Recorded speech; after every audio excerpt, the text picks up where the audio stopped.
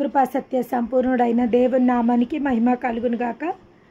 దేవునికి స్తోత్రములు మహిమ. ఈరోజు దేవుడు 2 పేతురు 2వ అధ్యాయము 9వ వచనం ద్వారా దేవుడు మనతో మాట్లాడబోతున్నందుకు ఆయన నామానికే మహిమ కలుగునుగాక. మహిమగల రాజుకు బలశౌర్యములు గల యెహోవాకు భూపతులకు అధిపతికి దానియేలు యొక్క దేవునికి మహిమ కలుగునుగాక. ఈరోజు దేవుడు మనతో మాట్లాడుతున్న మాట, భక్తులను శోధనలో నుండి తప్పించుటకును దుర్నీతి పరులను ముఖ్యముగా మలినమైన దురాశ కలిగిన శరీరానుసారము నడుచుకొనుచు ప్రభుత్వములను నిరాకరించు శిక్షలో ఉంచబడిన వారిని తీర్పు దినమున వరకు కావలిలో ఉంచుటకును ప్రభు సమర్థుడు. వీరు తెగువగలవారు, స్వేచ్ఛపరులనై మహాత్యములను దూషింప వెరవకయున్నారు. దేవదూతల వారి కంటే మరి అధికమైన బలమును శక్తియు గలవారై ప్రభు ఎదుట వారిని దూషించు వారి మీద నేరము మోపవెర్తురు. దేవుని నామానికి మహిమ కలుగునుగాక. ఇక్కడ ఏమంటుండే, భక్తులను శోధన నుండి తప్పించుటకు దేవుడు భక్తులని ఎక్కడి నుంచి తప్పిస్తాడంట? శోధన నుంచి. ఈరోజు దేవుని నమ్ముకున్న వారిని, దేవుని ఎన్నుకున్న వారిలో ఎన్నో రకాల శోధనలతో బాధపడే వాళ్ళు ఉన్నారు. కొంతమందికి ఆర్థికపరమైన ఇబ్బందులు, కొంతమందికి అనారోగ్యము, కొంతమందికి వివాహంలోనే బాధలు, కొంతమంది పిల్లల సమస్యలు, కొంతమందికి పిల్లలు లేరంటే కొంతమందికి ఉన్నారు. భక్తులకు అనేక రకమైన సమస్యలు, అనేక రకమైన శోధనలు. చాలామంది చాలా రకాలుగా అనుకుంటారు. ఏంటంటే చూడండి, దేవుడిని నమ్ముకొని వాళ్ళకు భక్తి చేయనోళ్ళు అయితే చాలా మంచిగా ఉన్నారు. కానీ మేము దేవుడిని నమ్ముకొని మేము భక్తితో జీవించుకుంటాం. మేము క్రమశిక్షణలో మేము ఉన్నప్పటికీ ఎన్నో రకాల శోధనలు మా జీవితంలోకి రావడం జరుగుతుంది. ఎన్నో రకాలుగా మేము శోధింపబడడం జరుగుతుంది.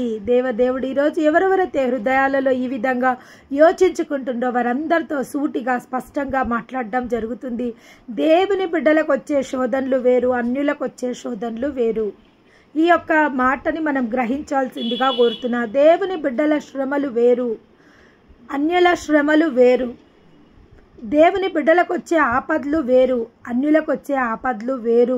ఈ యొక్క మాటని గమనించాల్సిందిగా కోరుతున్నాయి. ఎందుకంటే దేవుని బిడ్డలకు ఏదైనా శోధన వచ్చింది, ఏదైనా విపత్తు వచ్చింది, ఏదైనా కీడొచ్చింది, ఏదైనా బాధ వచ్చింది, వారి పక్షంలో వ్యాజ్యవాడడానికి దేవుడు వారికి సదాకాలం సంసిద్ధమై ఉంటాడు. దేవుని నామానికి మహిమ కలుగునుగాక.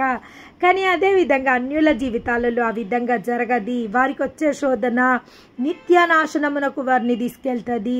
కానీ దేవుని బిడ్డలకు వచ్చే శోధన దేవుని మహిమార్థమై దేవుని మహిమపరచడానికి వచ్చిన శోధనగా అది మార్చబడుతుంది. అవును, మనకు ఎన్నో లేఖనాలలో ఎన్నో సాక్ష్యాలు మనం చూసినాము.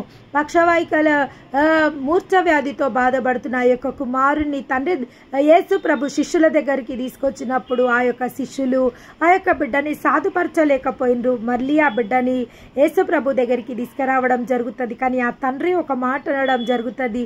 చూడండి, అక్కడనే ఆ యొక్క కుమారుడు స్వస్థపరచబడితే అది అక్కడికే అయిపోతుండే.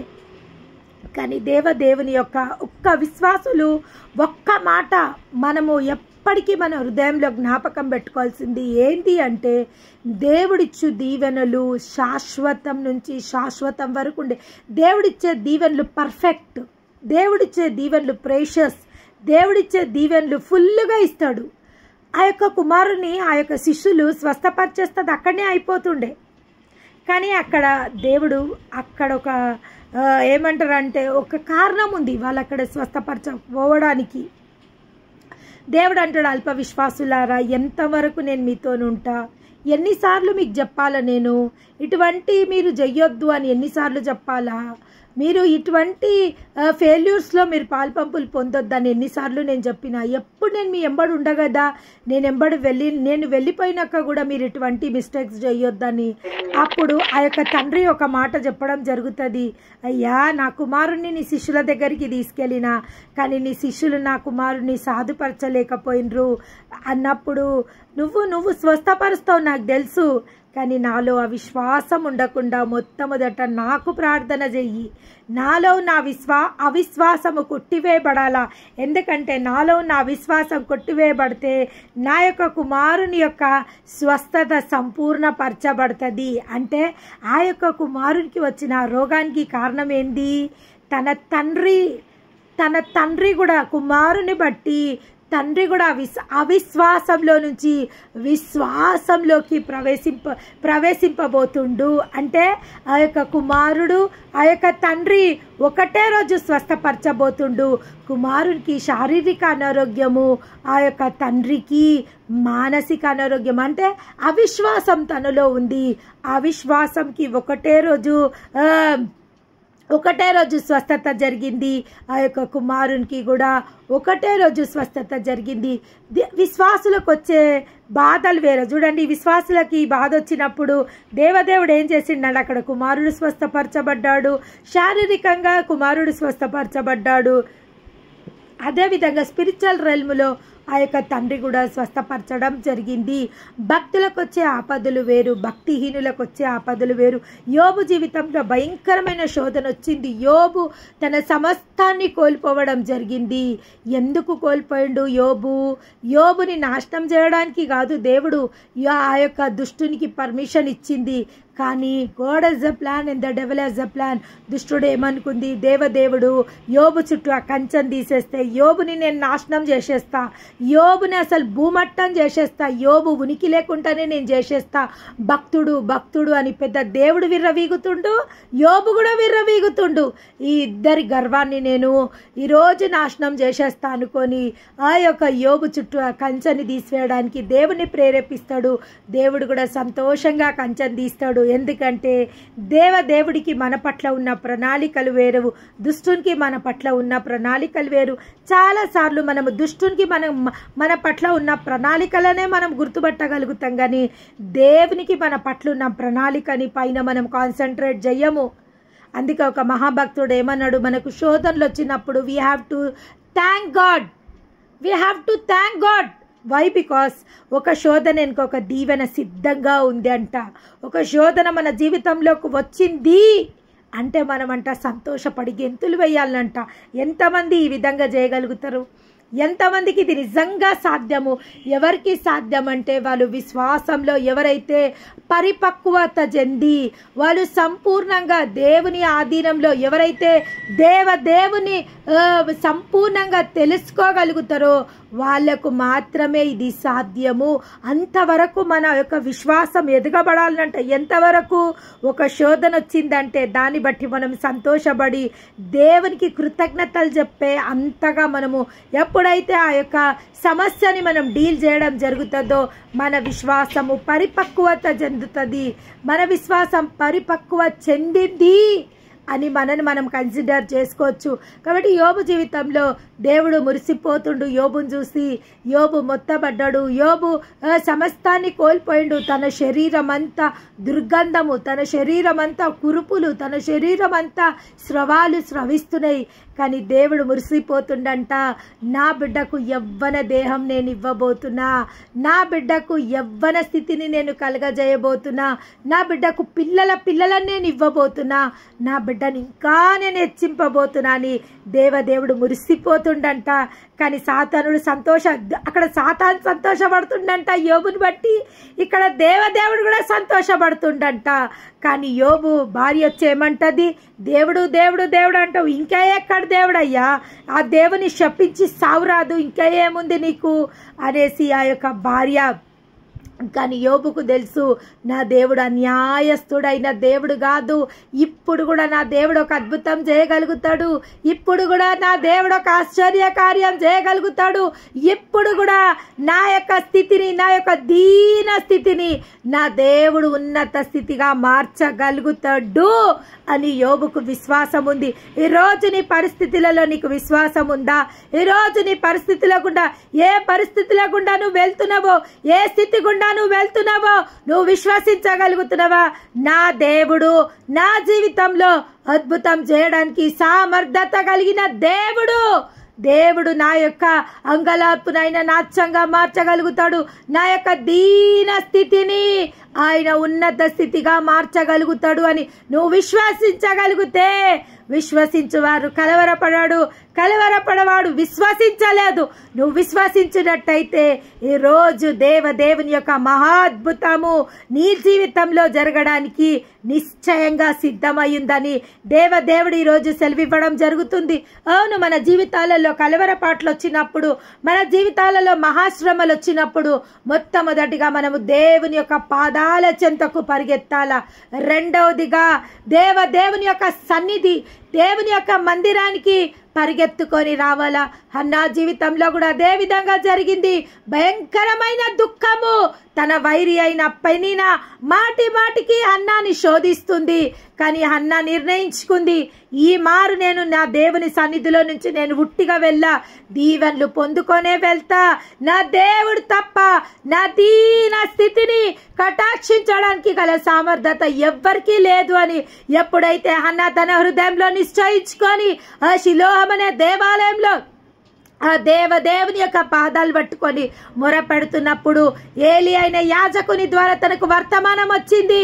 తల్లి, నువ్వు దేని నిమిత్తమైతే ఈ దేవుని సన్నిధిలో మొరపెట్టినవో నిశ్చయంగా నీ హృదయ వాంఛ నెరవేర్చబడుతుంది అని ఆ యొక్క ఏలి ద్వారా చూడండి ఆమె మందిరానికి రావడం జరిగింది. మందిరానికి వచ్చిన ఆ యొక్క హన్నాకు ఎవరు దీవెనలు పలికిండు? యాజకుడైన ఏలి. ఒకవేళ తన బాధపడకుండా తన ఇంట్లోనే ఉందా, లేదా మామూలుగా ఎప్పుడెప్పుడు ఏటేటా వచ్చిపోయినట్టు తన వచ్చిపోయి ఉంటే తన స్థితి మారకపోతుండే, తన పరిస్థితి మారకపోతుండే. ఈరోజు మారాలంటే స్థితిలో గుండా మీరు ఉంటే అది మధురంగా చేయడానికి గల దేవుని యొక్క సన్నిధిని ఎప్పుడైతే మీరు ఆశ్రయిస్తారో ఆ సన్నిధిలో క్షేమం ఉంది, ఆ సన్నిధిలో సౌఖ్యం ఉంది, ఆ సన్నిధిలో అద్భుతాలు ఉన్నాయి. దేవుని నామానికి మహిమ కలుగునుగాక. యోబు అక్కడ దేవుడు మురిసిపోతుండు. యోబును బట్టి దుష్టుడు కూడా మురిసిపోతుండు. అయిపోయింది, ఇంకా యోబు పతనం చివరి ఘట్టంలో ఉంది. ఇంకా ఏదో ఒక నిమిషంలో యోబు చరిత్ర సమాప్త అయిపోతుంది అనేసి అక్కడ దుష్టుడు ఎదురు చూడడం జరుగుతుంది. ఎప్పుడైతే ఆ దుష్టుడు ఇంకా యోబు పరిస్థితి అయిపోయింది, ఏ నిమిషము ఒక వార్త వస్తుంది యోబు స్థితి అయిపోయిందని. కానీ దేవుడికి దేవుని యొక్క సంతోషం ఏంటంటే యోబు కడవరి స్థితి మొదటి స్థితి కన్నా గొప్పగా పోతుందనేసి ఆ దేవుని సమయం ఆసన్నమైంది. యోబు జీవితంలో అద్భుతం. దుష్టుని యొక్క సమయం అయిపోయింది. Every problem has an expiry date. ప్రతి ఒక్క శోధనకు ఒక ఎక్స్పైరీ డేట్ ఉంది. ప్రతి ఒక్క శోధనకు మామూలుగా ఒక బ్రెడ్ కొంటనే దానికి ఎక్స్పైరీ డేట్ ఉంటుంది, ఒక బిస్కెట్ కొంట ఒక ఎక్స్పైరీ డేట్ ఉంటుంది. ఏది కొన్నా ఈ రోజులలో ఒక ఎక్స్పైరీ డేట్ ఉంటుంది. కానీ మన శోధనలకు ఎక్స్పైరీ డేట్ లేదా? ఎస్, నిశ్చయంగా ఉంది. ఒక ఎక్స్పైరీ డేట్ దేవుని చేత నిర్ణయింపబడ్డది. ఆ నిర్ణయ కాలం వరకు దేవుడు మౌనంగా ఉంటాడు. ఎప్పుడైతే ఈ నిర్ణయ కాలము సమాప్త అయిపోయిందో దేవుని యొక్క దీవెనలు ఎవ్వరు ఆపినా ఆగకుండా మన తలపైకి రావడం జరుగుతుంది. దేవునికి మహిమ కలుగునుగాక. అవును, ప్రతి ఒక్క శోధనకు ఒక ఎక్స్పైరీ డేట్ ఉంది.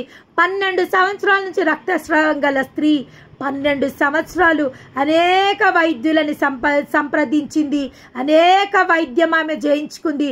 తనకున్న ధనంనంతా కోల్పోయింది, తనున్న బంధువులను కోల్పోయింది, తనున్న ఆప్తులను కోల్పోయింది, తన కుటుంబ సభ్యులను కోల్పోయింది. ప్రతి ఒక్కరూ తిన ఏం పాపం చేసిందో ఏమో, తిన ఏ శాపానికి గురి అయిందో ఏమో, ఆ యొక్క హేమైన స్థితిని వాళ్ళు ఆ యొక్క స్త్రీ దగ్గరికి రావడానికి కూడా ఇష్టపడతలేరు, తనతో మాట్లాడడానికి కూడా ఇష్టపడతలేరు. ఒంటరిగా తన ఒకటి దలిచింది, అందరూ నన్ను విడిచినా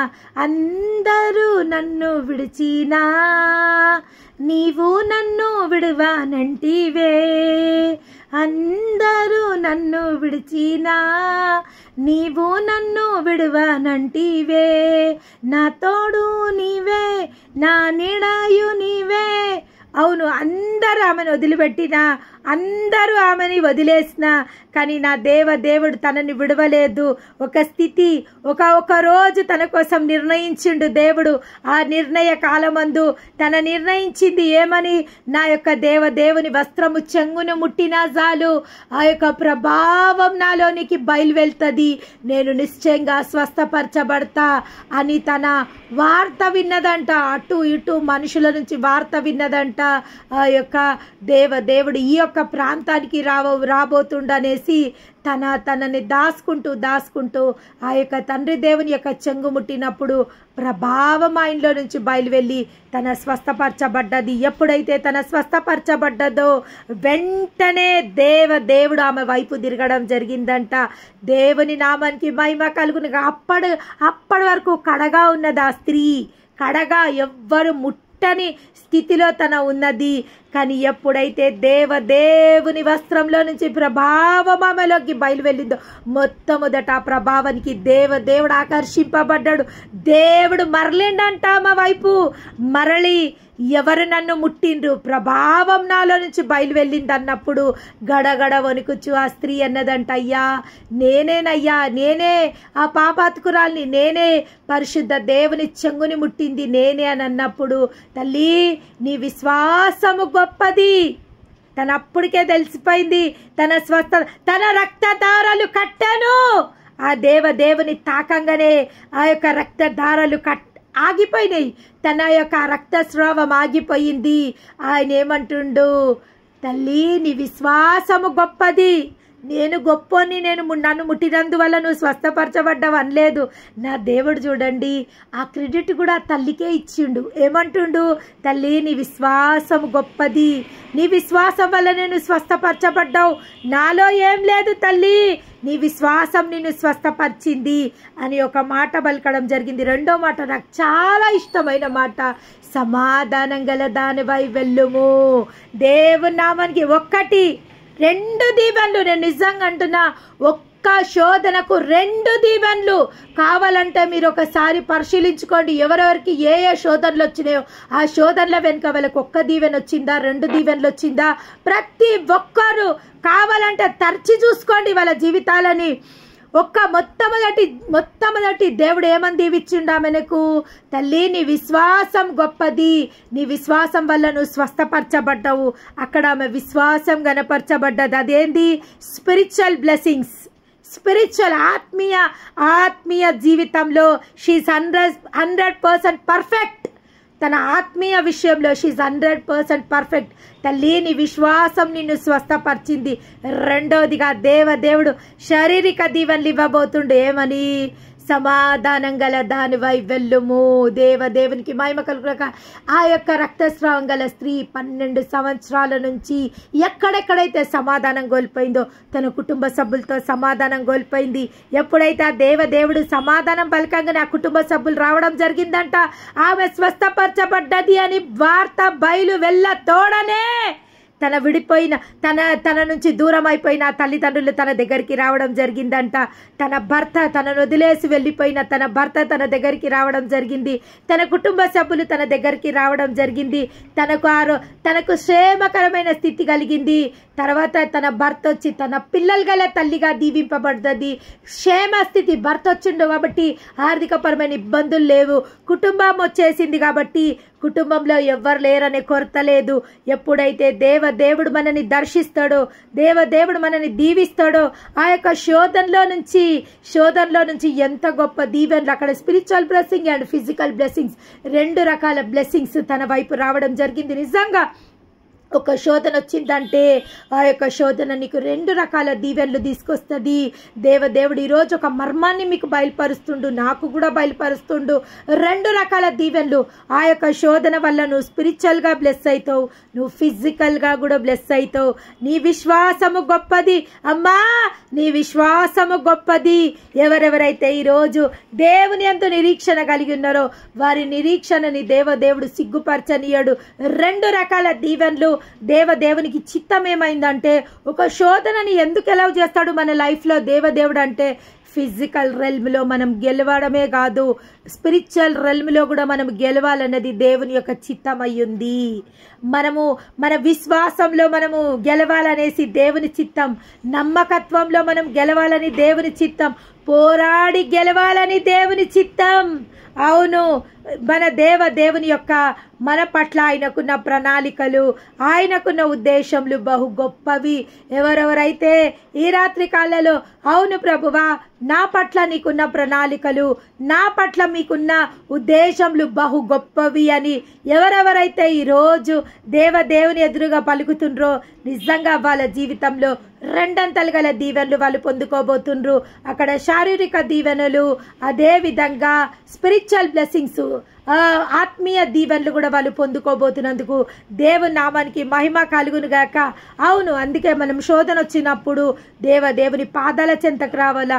రెండోది, విశ్వాసుల సహవాసంలోకి రావాలా, సంఘంలోకి రావాలా, మందిరంలోకి రావాలా. ఎందుకంటే మందిరంలోకి రావడం వల్ల, సహవాసంలో రావడం వల్ల మనం యొక్క స్పిరిచువల్ రెల్మ్లో మనం శక్తిని పొందుకోగలుగుతాము. అదేవిధంగా దేవుడు ఎప్పుడైతే మన మీద కటాక్షిస్తాడో ఫిజికల్ రెల్మ్లో కూడా మనము స్వస్థత పొందుకోగలుగుతాము. ఈరోజు దేవుడు ప్రతి ఒక్కరితో సూటిగా స్పష్టంగా చెప్పడం జరుగుతుంది. ప్రతి శోధనకు ఒక సమయము గలదు. ఆ యొక్క సమయమందు అప్పటి వరకు దేవుడు మౌనంగా ఉంటాడంట. అప్పటి వరకు దేవుడు అసలు మౌనంగా ఉంటాడు.